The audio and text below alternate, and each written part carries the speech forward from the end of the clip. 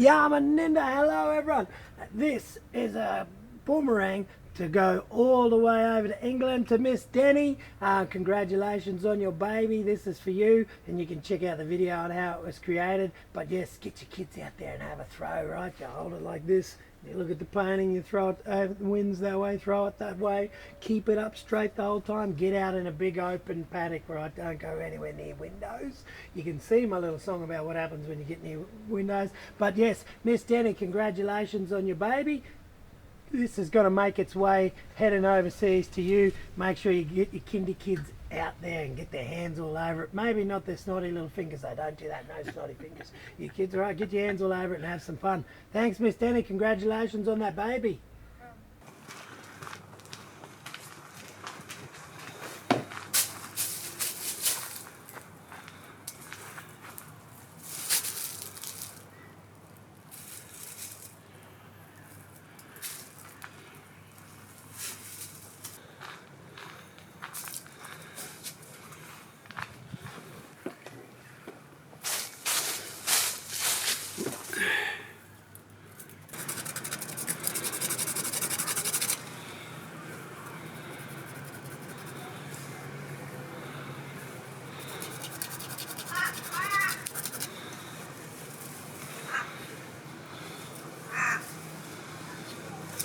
Check this out, we're just going to have a little journey of some fun in turning this old bag, well, a brand new bag that would get thrown out, into a little bit of work of art. So we're going to just start with this dirt. So it's just dirt from the garden. It's already wet because it's come straight from the ground. And all I'm going to do, no paintbrushes here, we're just going to rub. So I'm just going to rub this, and I'm going to rub it all towards the middle. I want everything to point to the middle. So in art, that's called a focal point. So I'm just going to get this dirt and get that connection to country. Get a little bit more dirt in there. That one seems to be running out. It's running out of ink already. I better take that back to the shop and ask for a refund on that one, eh? Nah, just kidding. All right, so here we go. Just dirt from the garden. It's slightly wet. Might add a bit of rain. Now I'm going to go in the gaps and just go a little bit thinner this time. Use the point of my finger. That time go in the gaps and just starts as simple as that. From little things, big things grow. All right, we'll flick that over there into the garden. Now we're going to see this next thing. In English, it's called chalk. So if you don't have any of this, I have to get it down from my riverbank. But white ochre rocks, they're just called chalk. In English, so same thing. So you're welcome to use this. I'm going to use the rock ones. So we're just going to go in the gaps here and just rub it in between, and we'll blend it all later. Try and get right out in those outside edges, just with a white rock from down on the riverbanks. They go. But yeah, once again, if you don't have this sort of thing in your garden, or you don't have a river next door, next time you are out and about and having a bit of family fun, have a look for them down the riverbank. But yes, I grew up and these white chalk were all around, especially out on the Blonde River. Now I'm just going to rub those in there. Once again, that connection to country. You can see I'm still trying to leave the inside there as my focal point. And that's just with a little rock and some dirt, and we're starting to bring this bag to life already. Now, obviously, for those of you, if you are lucky enough to have a boomerang, same thing. Right? I'm just going to start with the exact same thing. I'm just going to get that dirt in there and rub it in. And it may not look that fancy at first, but we just keep going, have a little bit of fun with it. It's all about the fun. So that's just dirt in there on my boomerang. And then I might leave the white rocks until later. So this next thing here, this is called ochre. One of the things you saw me dig out from the rocks behind me here, this is a rock. So if I rub that together, it can break, but all it's probably going to do is tear my page. So the difference between a rock and ochre is ochre are those rocks, all you kids know where they are, hey. They're the ones you can write your name on the concrete with and draw pictures out there on rocks and on the concrete. And if you rub them together, powder falls out. So here I go, I'm just quickly rubbing around there, and you can see all of that powder falling out. I'm going to gift that one back to the garden there soon. All right, it's not really going to help me there. So once again, if you can't rub it and powder doesn't fall out, then it's just a rock. But ochre just means you can see all that powder beautifully going all over my bag there. All right, and now I'm going to place my boomerang there too and get some of that powder on top of that dirt and get this connection to country, that beautiful feeling of what nature provides around you. So if you don't have any money to get to the shops and buy paints, hey, go walking in your garden. Look at those beautiful colours coming to life now with a little bit of rubbing in there, and what we can create there just straight away, bringing that boomerang to life. And just like my painting there, I'm trying to leave the inside of it nice and blank, called a focal point for later. Now the same with that powder, I'm going to go around there and you'll see it blend in with the dirt and the chalk, and I'm trying to drag it all from the outside in towards the middle to create my little bit of artwork here. And you can see all that powder as I push it there. If your colours, you want them a bit brighter, you can just scoop that back out to the outside edge and rub it again, and just feel that connection to country, having that beautiful connection with what's around you, what nature provides for you. All right, so we're getting there. Well, we got some dirt, some chalk, and you notice once again I might, if it takes away some of those other colours, then we'll just have another go. And you can see those beautiful lines where it was making two lines from the dints in the rocks. Then it smoothed out once they got rubbed on there again. So those ones I'm just going to rub softly for now because I like the way they look. And later I'll rub it really, really hard in there. So depending on all the things, just use what you got around you. Check out what's available. So most of these things, if you're lucky enough, so we call them gifts of Mother Nature, to find all sorts of different colours and things, whatever you can find out there, use it. Have a bit of fun with it. Now what I'm going to do now, because I want to work on that focal point, that really dark colour, I'll come back to it soon, but that dark one, we really want to keep on the outside. So kind of like a frame, a border around the frame. So I'm going to go right around the whole outside edge with this one now, and then we'll do some blending and blend it all together later.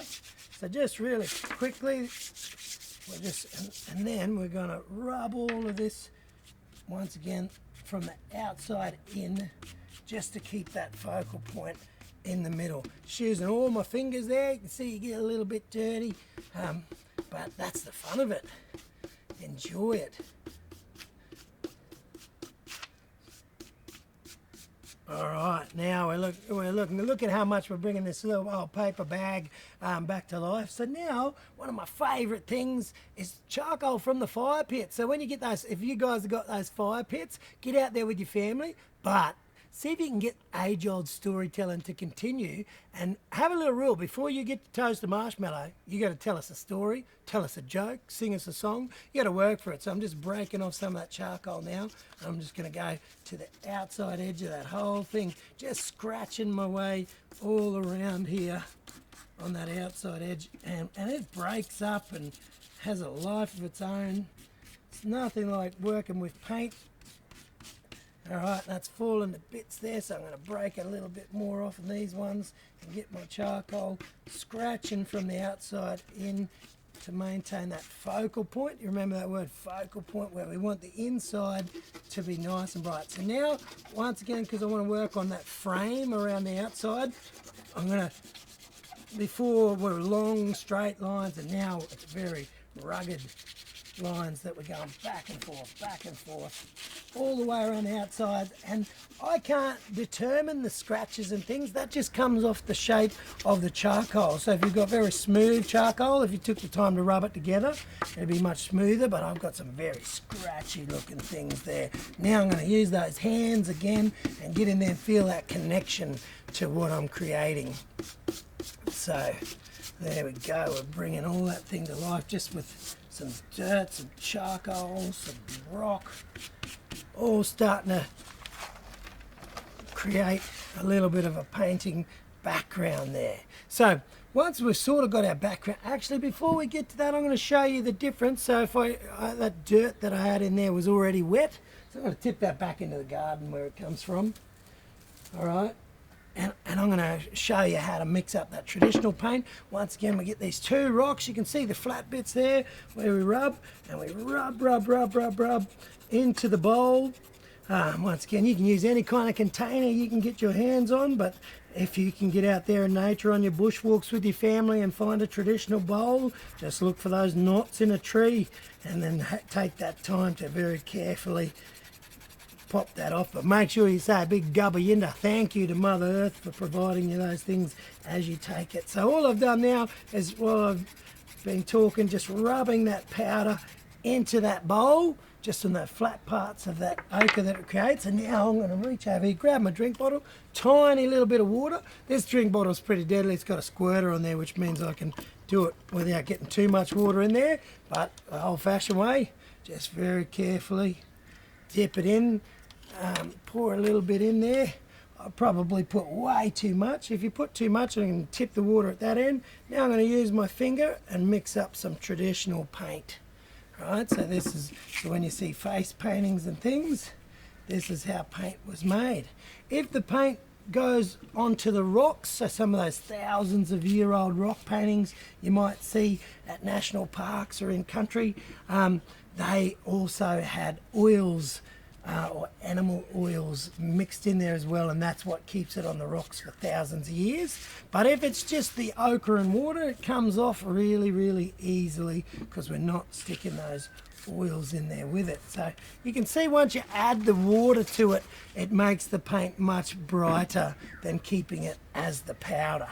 So here we are mixing just with your finger once again, and we're trying to create, do you remember that word, so that our picture goes in the middle there? Do you remember those two words?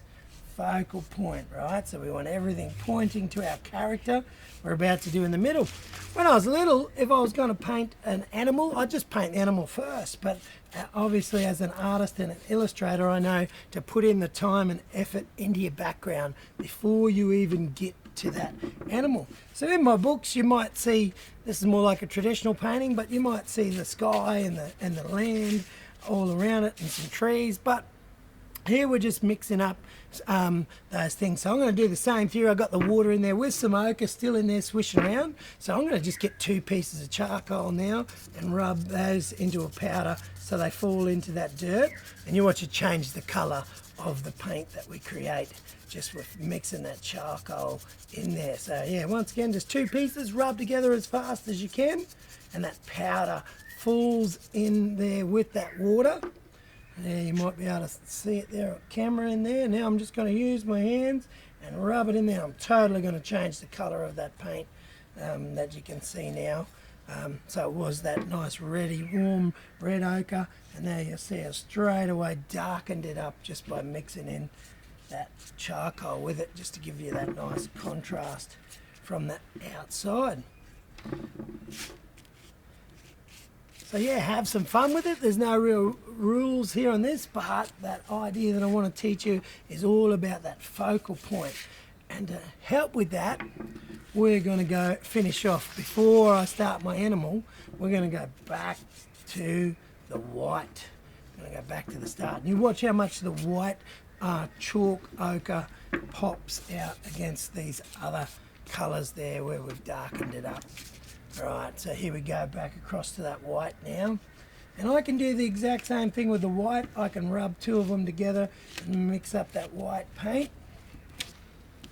But now I'm just going fresh off the rocks. And there we go, we've got a bit of a background there.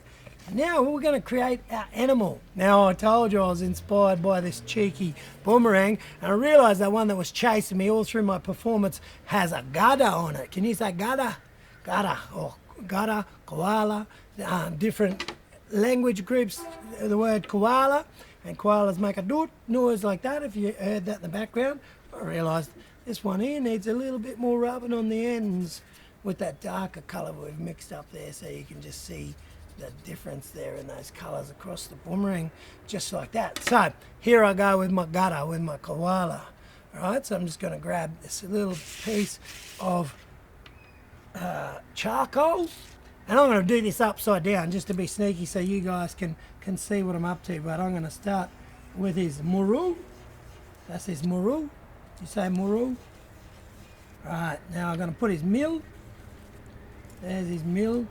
Got his muru, got his mill. Now I'm going to use a really pointy bit. It is time to get our main character on there, and once again we are inspired by that cheeky boomerang that was chasing me all around earlier, and we're going to do a gutter, a koala on here. So we're going to start with his mill. He's got his eyes and his muru, his nose, and then we're going to put his nyay in there. We'll make him have a little smiley face because he's a cheeky gutter, this fella, one that was chasing me around. So we're going to scratch away for the top of his gawagay there. Now we're going to put his binang in. I'm just going to scrape him out here, get his nice big furry binang. There goes his nice big furry binang there. Look at that, our gutter's starting to come to life just with a little bit of charcoal from my fire pit. Oh, it makes me think of marshmallows as I'm drawing it there. All right, now we're going to go along his back like this, and we're going to come out, and we got 4 claws on the bottom. 4 toes there, and 1 big toe going the other way. We'll do his other leg, comes in a bit thicker there like that.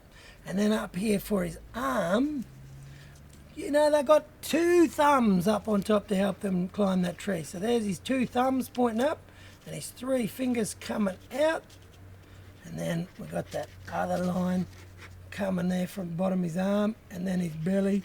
Got a nice plumpy belly on my gutter there, and the side of his face, and you can see the outline of our gutter, of our koala. So we're going to go back to this paint here and mix up 2 of these bits of charcoal in there more. We'll get some more charcoal on the go. Lots of charcoal in there. Yeah, that's scratching away as it all crumbles into a powder.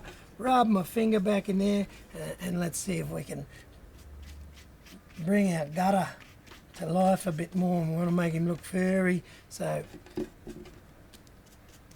got a little furry gutter there. He's going to have a nice white belly there soon.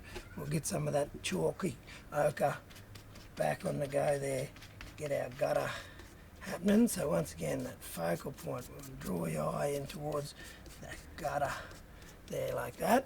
And now we've got to get lots of that chalk in there. This chalk's breaking up into little tiny pieces. Oh, there's that bigger piece there, and we'll rub until it falls, that powder falls in there.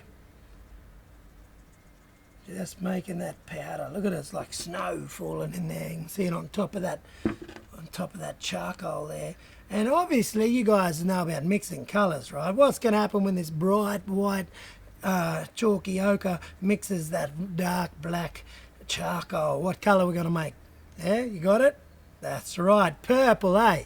Nah, and a gammon grey. You fellas said grey, didn't you? You said grey? I hope you said grey. All right, let's see what happens. I don't think I've got enough white in there yet, but the joy is we're going to get a little bit more of that water on my finger and mix it, and we should get a little bit lighter grey than last time to add to that furry guy. And to really get that white in there, I'm going to have to make sure my chalk stays away from the black now, all right? Or if it's going on too long, we just get that chalk back in there and rub really, really hard all around. And then that white chalk's going to pick up on the black paint that you're mixing, especially here on his furry ears. We've got to get lots of that white on those furry ears there like that. And get this nice cute little gutter. Hey, he wasn't so cute on that boomerang, was he? All right, so once again, we're getting that connection to country, that love for where you live, and we're starting to see our little gutter here come to life. Just with those things that you can recycle all around you instead of going to the shop. Let's get a bit of white in his eyes there.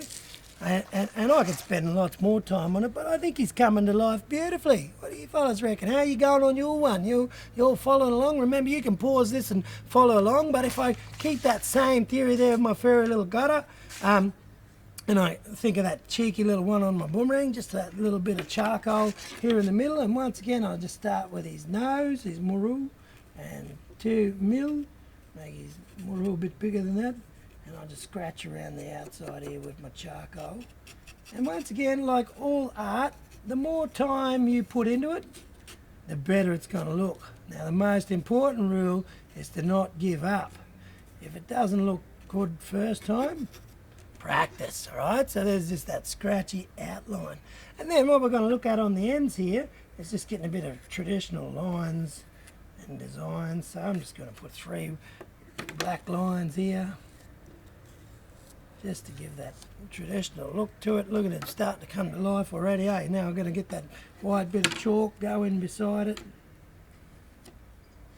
and get those lines happening there. And it's really each family traditionally has different lines and designs to follow, but for you guys following along, you just have a little bit of fun with it.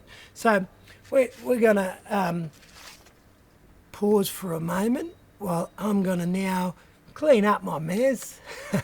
And then we're going to have a go with this last boomerang here using some modern paints that we can mix up to create, just to see the differences and to bring those sticks that we're talking about. We're going to bring those sticks into life now. So we'll have a quick pause while I get a quick drink. You guys have a quick stretch, and we'll be back in a moment with mix up some modern paints and get those sticks ready to go. All right, see you soon.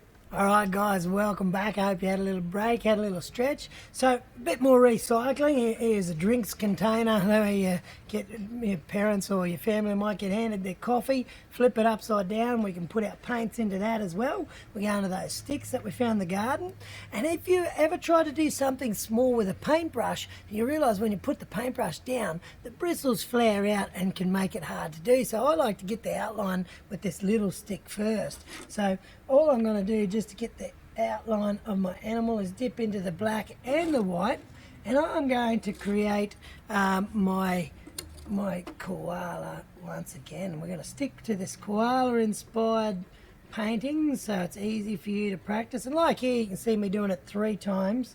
The more you do it, the better it gets. So hopefully if it's something you love doing it, and with this you can see the black and the white paints all blending together as it scratches around to make those big fluffy koala ears. Now really important here, as I get around its face, I need the black to make its eyes. So I'm just going to dip my finger in there where the black stick touched in the white paint and created some grey, just to get my face outline, and I'm going to get the body outline with my finger too. So once again, just touching the black paint, just touching the white paint, and mix those 2 together, and we'll get our shape of our koala in the middle. So once again, in my language, it's called gada. Almost sounds like koala, but koala's from a different country further south of mine.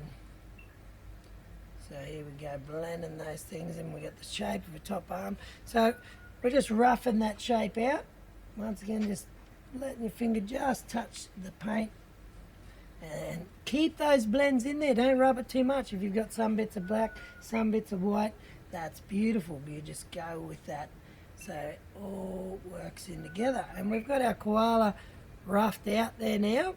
So now I'm going to go back to that black stick and really get the outside. This is my chance. If there's too much, just scratch it onto that cardboard there. And you can see I'm just going dab, dab, dab, dab, dab, dab, dab with scratches. Just scratching it on there to get the outline of my gutter's face. There's my koala coming to life. I like some of those black scratchy bits, so I'm going to put a bit more in his ears here, or her ears, whichever one you're creating, if it's a boy or a girl. And now I'm going to go around the outside of the whole thing with that same scratchy technique with my stick here, just scratching the paint on so I get the blends and the changes of colour. So just using the edge of my stick. It's important here using the edge of your stick, but later on when we're doing some traditional Aboriginal designs on, where you can see right now I've got the stick laid over on its side, but when we get to traditional Aboriginal techniques, I've really got to pick that stick up nice and straight. But right now, once again, I'm scratching. So I'm going to do his 2 thumbs coming up and 3 fingers going out. 1, 2, 3. And scratch those in there. 1 thumb on the bottom foot and 4 fingers. Right, and I'm bringing him to life. Got those scratchy bits, and you can scratch it all the way through and Just use my finger as well, scratching that leg in there.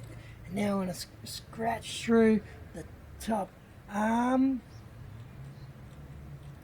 Little bend there like that. Scratch that through. And if it's a bit too dark, just use your finger to soften it back a little bit like that. Staying connected to your painting. Now I really need that white in his belly. Actually, while I got the black, I'm going to do his eyes and his nose, and that's what really brings him to life once you get those things in there. You can see straight away now starting to look more like a koala with those eyes and those nose. Without that, it looks a little bit funny. With the black still on the paint, going to my white, just scratching a little bit onto the belly there, just soften up that belly to get that sorted. So we've got our koala on there.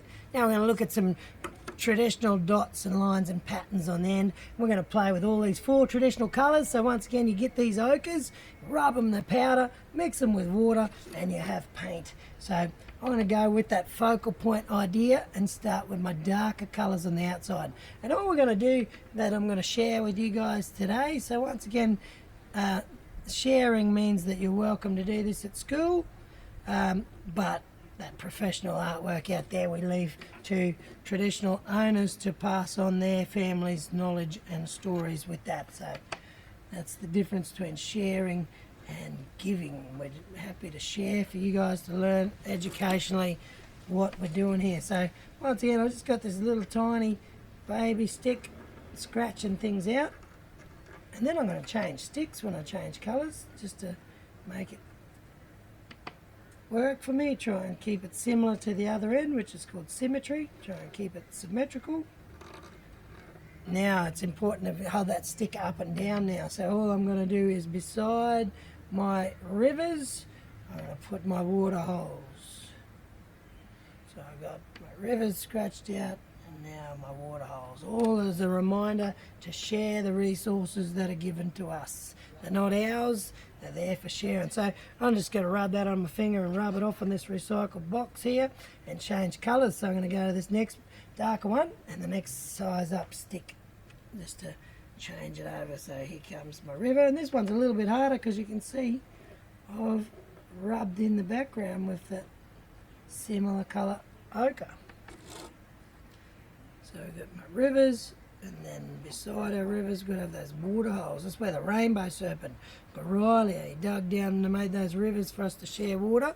And notice that the sun started drying it up. So he created water holes here, so all year round, even in drought, we've always got water for us to share.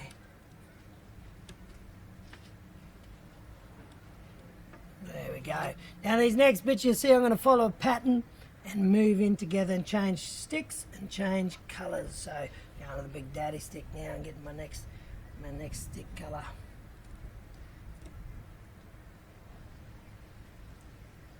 There's water hole, now the river.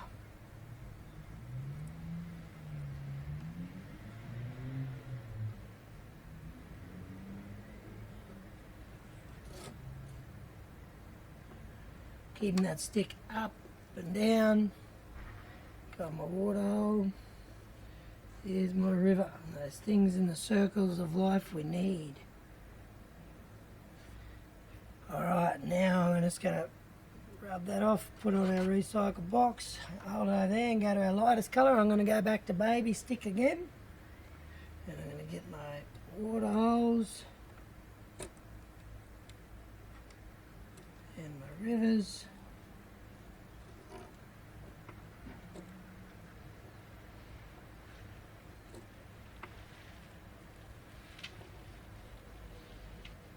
Just finish it off with a few more water holes the other side on this one. And just to make it pop, I'm going to go back to that gap that I left blank too. Get some of this one back in here. Look at that. Bringing our gutter to life now. Got those traditional techniques. Happy to share.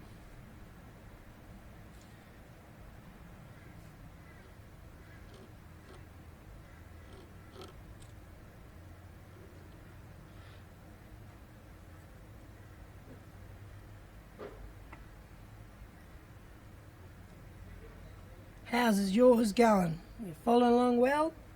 Now remember, the more you do it, the better it gets. That's right. So if yours isn't looking as good as you want, you just got to practice. Might very carefully put a big blobby bit hanging off there and there. Just touch, just a little soft touch there on his eyes, just to get those tiny little dots.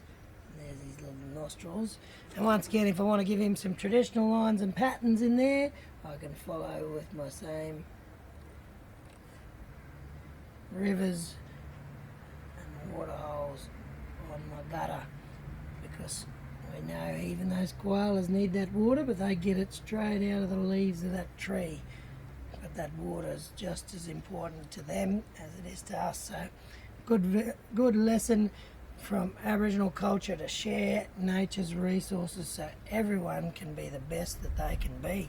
So there we go, we created that little gutter there on our boomerang, and you can see here from one where I've obviously spent a lot more time in creating this guy, a lot more dots and a smaller stick, to the basic ones with rubs. So with more time, if I add dots and lines over there with those couple of sticks, I can bring it to life some more. So thank you for joining me here today in recycling. Look after our planet.